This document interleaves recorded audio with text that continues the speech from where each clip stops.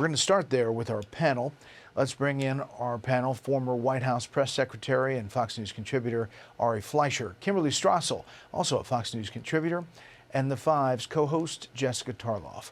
Okay, Ari, had a lot of reporting about what the president was planning to do, that it was very imminent, very close, and that he believes that he's going to hold his cards and see what happens on the ground. Well, as Secretary of State Marco Rubio pointed out, President Trump doesn't play games. So when he says something, when he says help is on its way, when he warns the Iranians that if they kill people, that there will be consequences, and he clearly made it obvious, so those would be military consequences. You have to think the president knows what he's doing and wouldn't have just posted that had he not meant to follow through. So my strong suspicion is the president is waiting to get the correct military package in place, that he looked at the options that were given, as was reported by Fox News tonight, and has concluded that the effect he wants to have by taking military action cannot be carried out successfully with the forces in place now.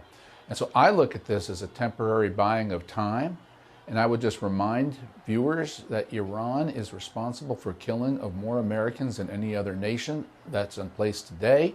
When you look at anybody most of the people who were killed in the Iraq War, soldiers who were walking with prosthetic legs today, much of that was caused by Iranian IEDs. And so from an America First point of view, Iran has been a real threat to America. Jessica? Yeah, I agree largely with what Ari had to say there, and would just add to the mix that there has been reporting that Prime Minister Benjamin Netanyahu and several Arab states have asked the U.S. President Trump, to hold back for a second and kind of see how this progresses, and that the other Arab states are also interfacing with Iran to make sure that there's no retaliatory attack against them if the U.S. does move in. So I think the president is weighing his options, not only for what, help is on the way means, but what the aftermath of that is. Like, what will the U.S. involvement be in Iran after an intervention? And, we have had trouble with regime change before. His base wants America first, and I am on the side of helping the Iranian people, but there isn't the same kind of appetite for a long engagement that we would have had in previous years. Yeah. Kimberly, meantime, another leader, this is the opposition leader in Venezuela, was at the White House today, Maria Corina Machado, and Republicans and Democrats praising her. Take a listen. She's the legitimate leader of the opposition in Venezuela, so that's what she's going to definitely explain to President Trump, and he's going to understand and see. The election result demonstrated overwhelmingly that Venezuela's desire was to put in the opposition. For the president to say she wasn't respected enough, something else is going on there, and I don't know exactly what it is. Well, I think she's clearly going to become the president. Well, clearly, Trump and Marco Rubio have a transition plan. This is the Washington Post. Machado's Nobel gamble, a peace offering to win over a wary Trump. Trump has questioned whether Machado has the clout to parachute into a leadership role in her country. Instead, he has thrown his weight behind Delcy Rodriguez, who was Maduro's vice president, but has indicated she is willing to put a U.S.-friendly spin on her leadership while keeping the existing regime in place. We did hear from Machado to reporters that she did offer the Nobel Peace Prize medal to the president. We haven't heard from the White House whether he accepted that or not. Kimberly? Well, there's a lot of attention on the Nobel Peace Prize, but the more important thing here is that she is in the United States and she was interfacing with the president, and that's a job she needs to do.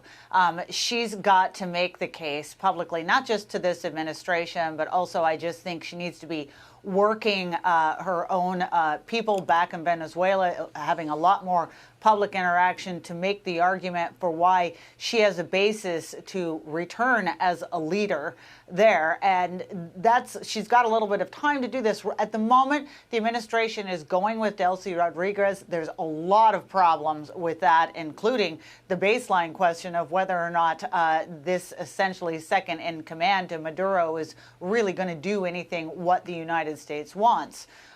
So this, I think of this as a little bit of her trying to establish more credibility for herself as potentially being there as another option if Plan A, which is very dicey, doesn't go right.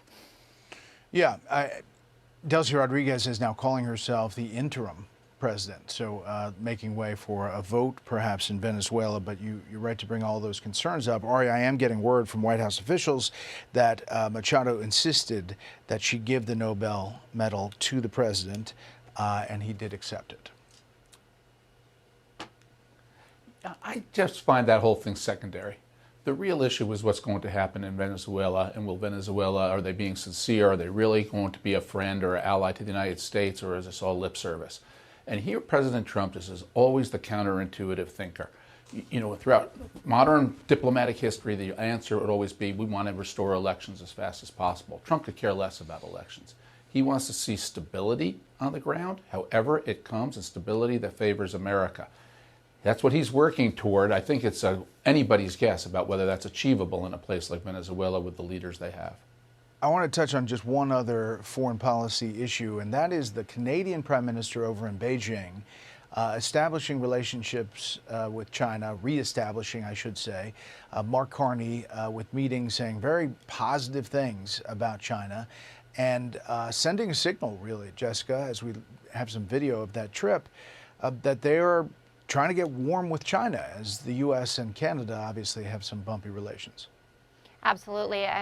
Countries all over the world, those leaders have been making it clear that we are not a reliable partner for them anymore. And Canada is the one I think took it the most personally, since we have the closest relationship and a huge trading partnership normally. So I'm not surprised by this whatsoever. This is messaging that's come out of the EU as well. Our NATO allies who are basically saying, we can't depend on you from one day to the next.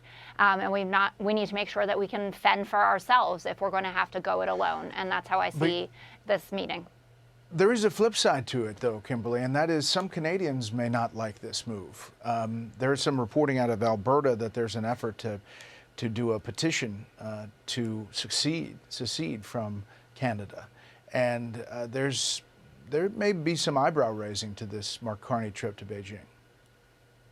Yeah, and that's a movement, by the way, especially in Western Canada, that has been growing. There's an enormous amount of dissatisfaction in that part of the country with leadership from the government. This will not sit well with them. And so he's going to have to balance that against his political domestic situation. Yeah. All right, panel, stand by if you would. Hey, Sean Hannity here. Hey, click here to subscribe to Fox News YouTube page and catch our hottest interviews and most compelling analysis. You will not get it anywhere else.